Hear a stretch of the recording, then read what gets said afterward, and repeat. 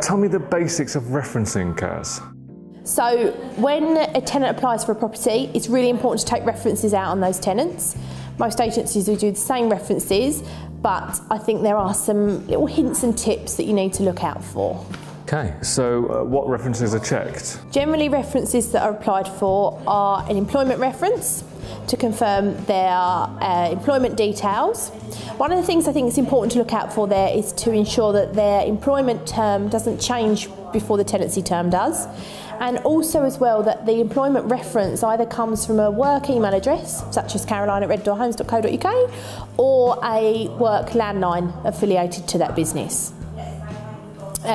Secondly, they're going to take a landlord reference. So again, the information, again checking that it's from the same valid source.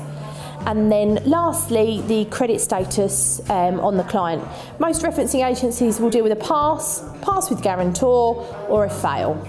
And you can make a judgment based according to there. Okay, so how reliable is the referencing process? Whilst I think the references are really important, and I think it's crucial to take references on every tenant, I do think they make up a part of that referencing, or the picture of that tenant. And I think therefore it's really important to have an overall picture of the tenant with a little bit of a gut instinct as well.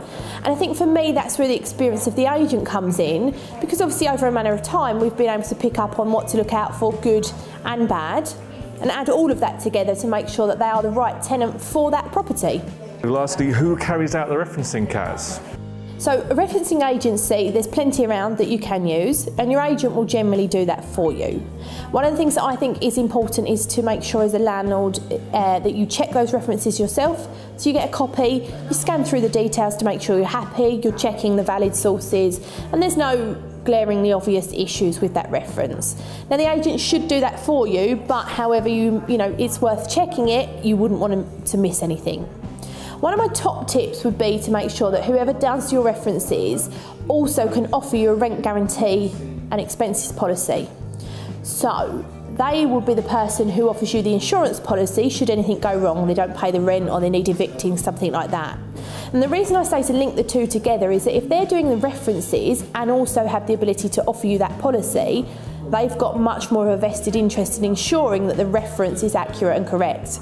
Because at the end of the day, if then their problems do occur and you need to make a claim on that insurance, it's their reference or their insurance. So definitely worth a little tip there.